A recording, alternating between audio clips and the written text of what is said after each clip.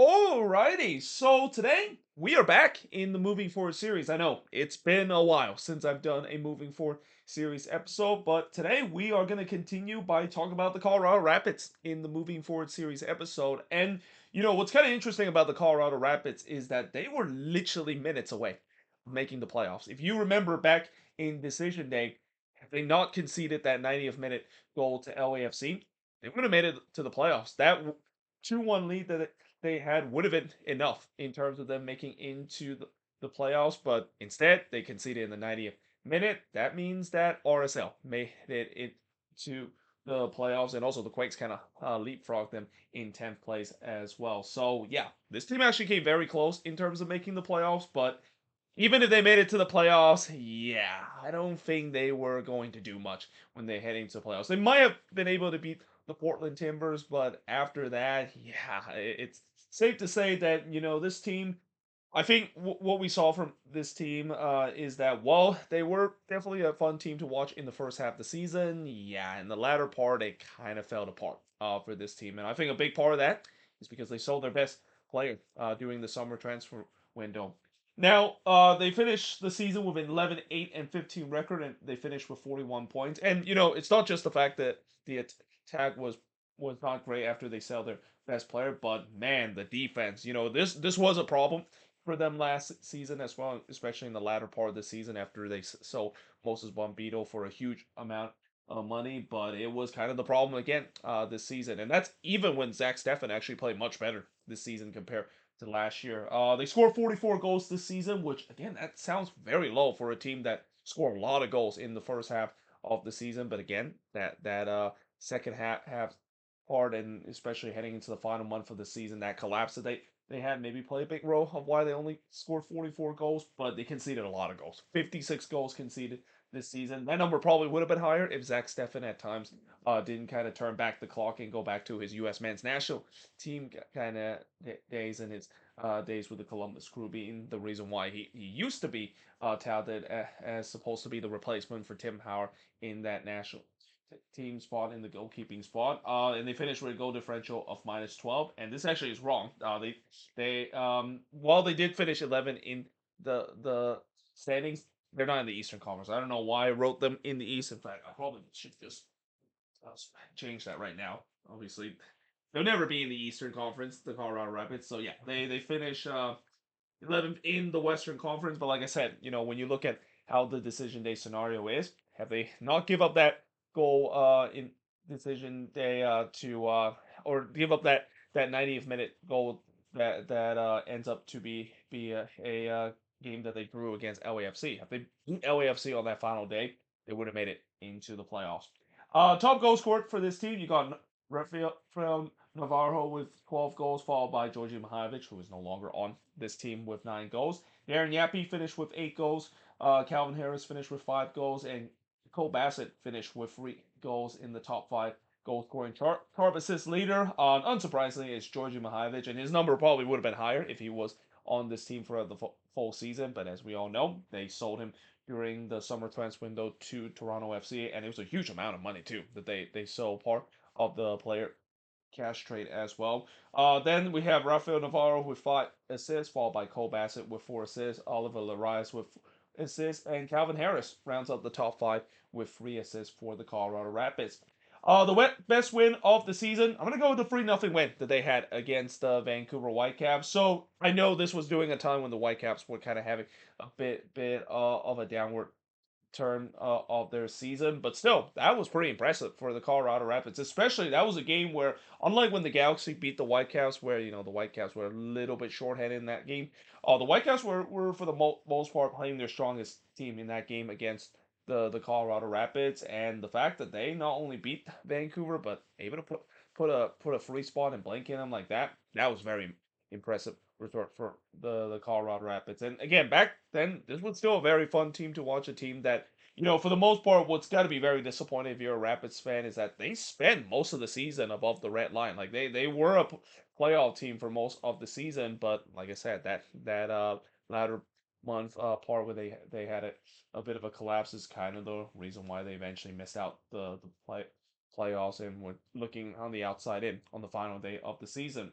and part of the collapse that they had is part of what I'm going to say the worst loss of the season, and this one might have decided the fate in terms of the Colorado Rapids in terms of either making it or not making the playoffs. I mean, I know that this game between them and RSL in the Rocky Mountain Cup, this pretty much sets up what we see on decision day, but they really need to win that game. I mean, that was a definition of a playoff six pointer. That was probably one of the rare time we see a Rocky Mountain Cup not only be such a fierce rivalry game, but also a game with so much stake. I mean, you just kind of had a sense whoever win that Rocky Mountain Cup game is going to make it to the playoffs, and whoever lose that Rocky Mountain Cup is going to miss out on the playoffs. Guess what happened? RSL won that Rocky Mountain Cup. They went up to make it to the playoffs. Colorado didn't, and if it was the other way around, Colorado would have made it into the playoffs, even if they drew against LAFC on the final day of the season, and definitely would have been setting themselves up in a much better position heading into decision day compared to where they were kind of still need a lot of help to try to get into the playoffs. Now, when it comes to average attendance, we know their attendance is bad. I mean, the Rapids have always struggled when it comes to attendance. They were actually dead last when it comes to attendance, if you don't include FC Dallas, of course. This season they only average 11,000 fans, and big part of that is because they're doing that renovation at Toyota field. So obviously, you can say when we do talk about Dallas, when we talk about the average attendance, even though I'm gonna list them as 30th as the worst attendance, there's a reason why it is the case. I mean, they were doing a renovation. Unfortunately, you can't say the same thing about the Colorado Rapids. And as I mentioned, there are many factors why this team struggle in terms of attracting fans. It's not like the fact that the Colorado region and the Denver area they don't like soccer. There are a lot of soccer fans in the Denver area. The problem with the Colorado Rapids is the fact that one, the stadium is not great. It's even though it is a soccer specific stadium, it's one of the older soccer specific stadium, and it's pretty much been the same look since when it first opened as well.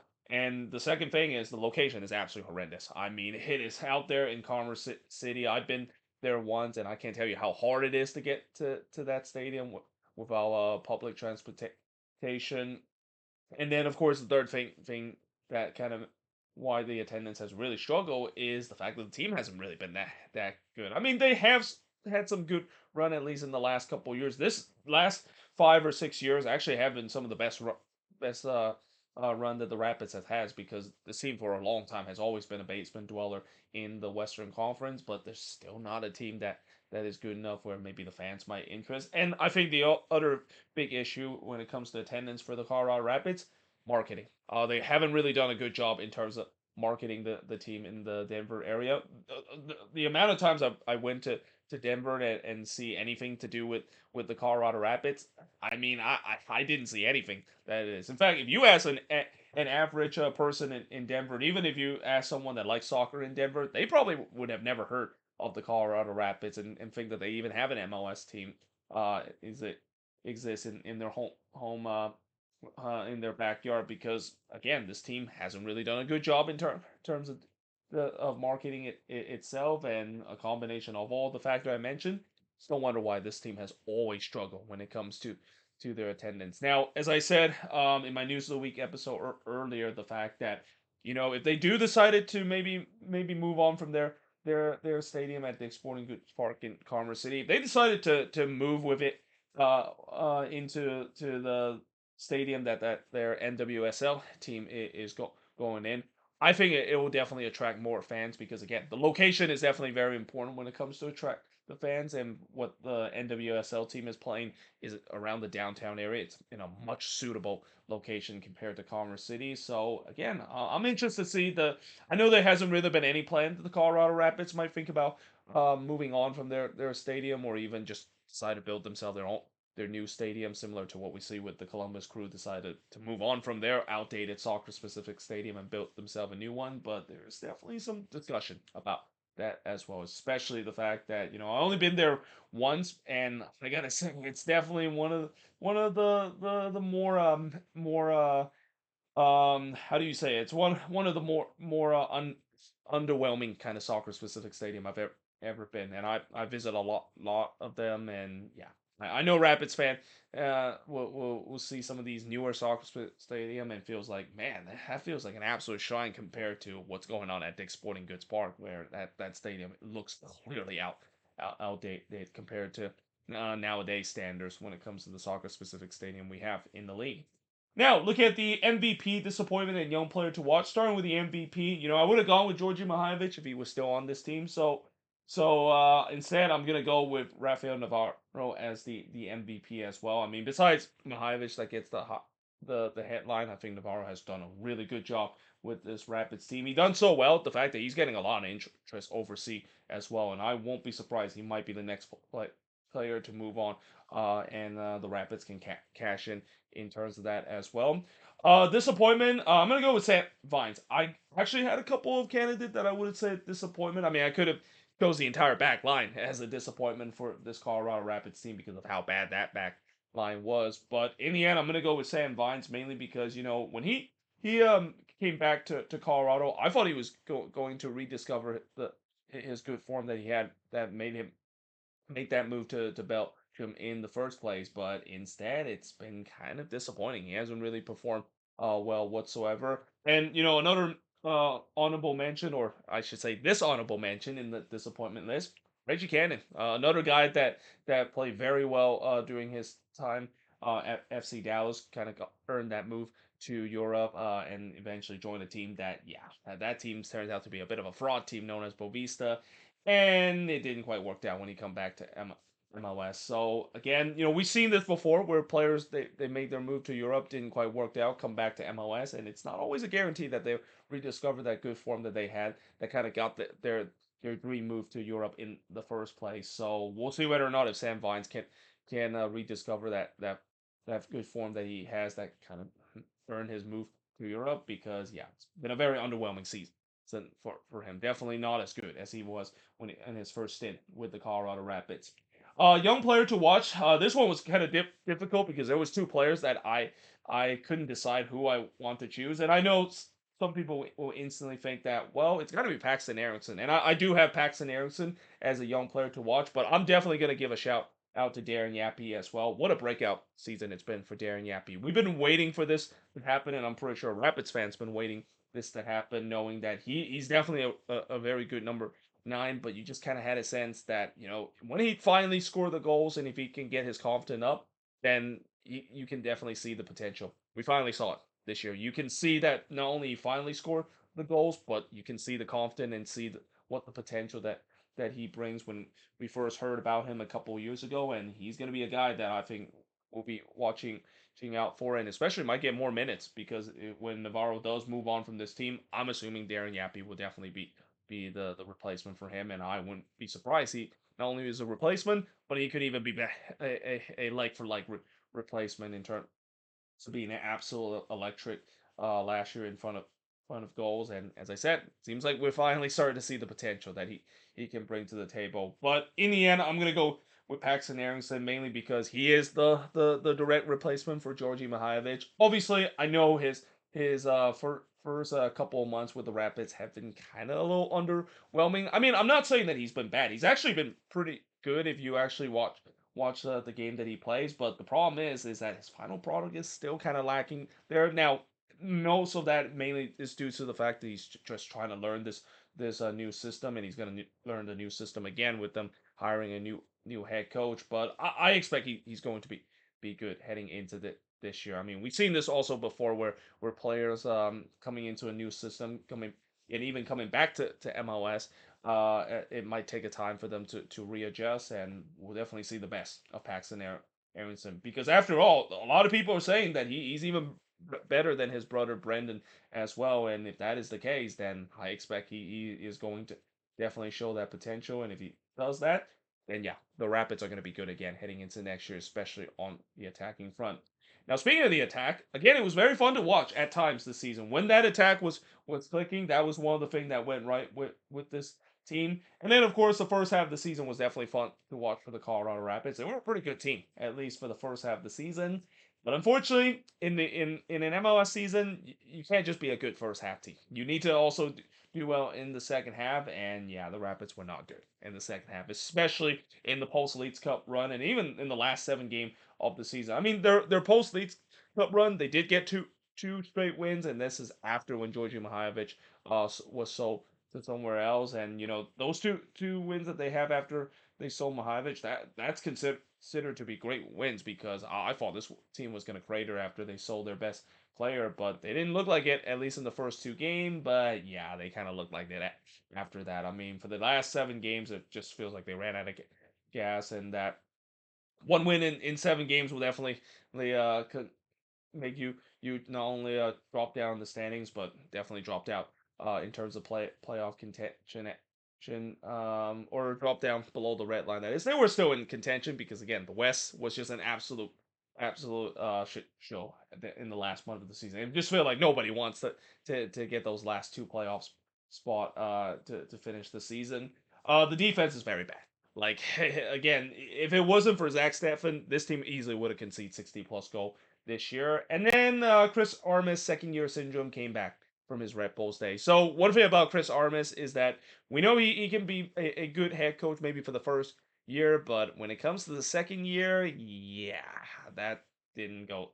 It's not going to go so well. And credit to the Colorado Rapids. I mean, they could have easily said that. Well, it was kind of a downward year for the Rapids, mainly because they sold their best player. But we're going to give Chris Armas a chance in the third year to rebound himself. And more times or not, if you ask Red Bulls fan and even Toronto FC fans in a short time, that hasn't worked out whatsoever. His third year is going to get even worse as well. So they saw that, and they did the right thing of decided to fire him and let go of him and not returning for the third year. And now they have a new head coach in their team, and they actually just recently hired him as well, which we'll talk about in just a bit. But moving forward, for this team, defense is definitely going to be a big thing that they need reinforcement. Obviously, I know on the attack there are definitely some question mark there as well, especially in the wing or position. The defense is absolutely has to be the number one thing that they need to do in terms of reinforce. And in some way, they kind of did that I already mentioned earlier in the news. So week episode looks like they're bringing a Nigerian youth international defensive mid to fill in that spot to help solidify the defense. So yeah, they're already started to kind of address the biggest need that this team definitely need this off season. And then, of course, talk about the new head coach. So Matt Wells is the new head coach of this team. He is actually a former Tottenham Hotspur assistant head coach. And as I mentioned, I kind of even jokingly say that it feels like Colorado is trying to take a page out of Minnesota in terms of trying to hire a former Premier League assistant. And well, of course, it worked out with Minnesota with Eric Ramsey. The thing about Matt Wells that is a little different from Eric Ramsey, we knew that Eric Ramsey was a talented head coach. I mean, everybody in England have touted that he was a very up and coming head coach.